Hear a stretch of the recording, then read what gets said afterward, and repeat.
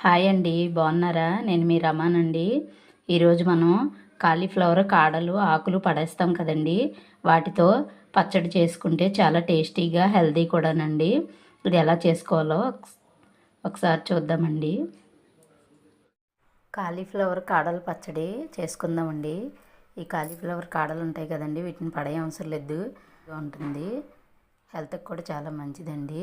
వాటికి కావాల్సిన కాలీఫ్లవర్ కాడలు, పచ్చిమిర్చి, చిన్న అల్లం ముక్క, 2 టమాటాలు తీసుకున్నానండి.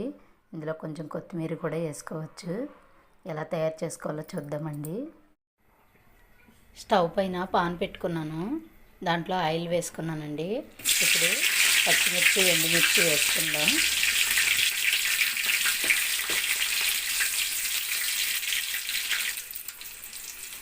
ఇవి కొంచెం ఆయిల్లో మగ్గించుకున్నాము. ఇప్పుడు అల్లం ముక్కలు వేసుకుందాం. వేగిన తర్వాత శనగపప్పు, మినప్పప్పు, ఆవాలు, జీలకర్ర, కొంచెం మెంతులు వేసుకున్నానండి.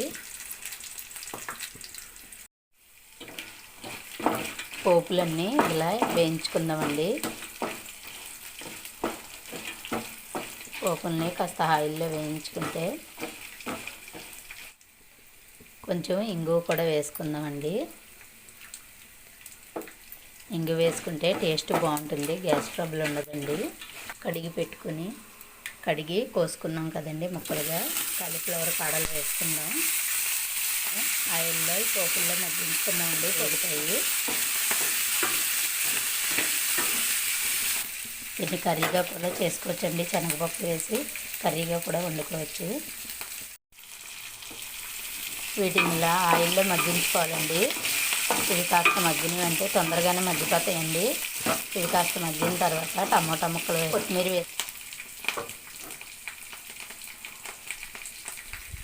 ఇవి మగ్గినవి కదా, టమాటా ముక్కలు వేసుకుందాం.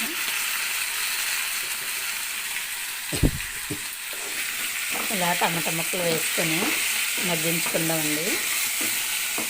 మిక్సీ పట్టుకోవచ్చండి, ఎలాగైనా టేస్ట్ ఒకలాగే ఉంటుంది. మూత పెట్టి 1 నిమిషం ఆగి చూద్దామండి. ఒకసారి మూత తీసి చూద్దామండి. దీంట్లో కొంచెం చింతపండు సరిపోతుందండి. చిన్న టమాటాలు వేసుకున్నాం కదా, అదే పులుపుగా ఉంటుంది.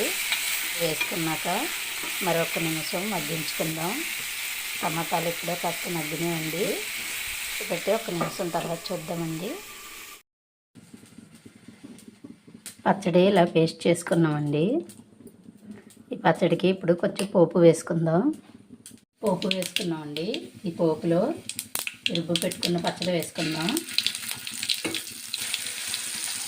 కొంచెం ఆవాలు, మినప్పప్పు, 1 ఎండుమిర్చి, కొంచెం కరివేపాకు వేసుకున్నానండి. వేసి పోపు వేసుకున్నాను. అంతలోకి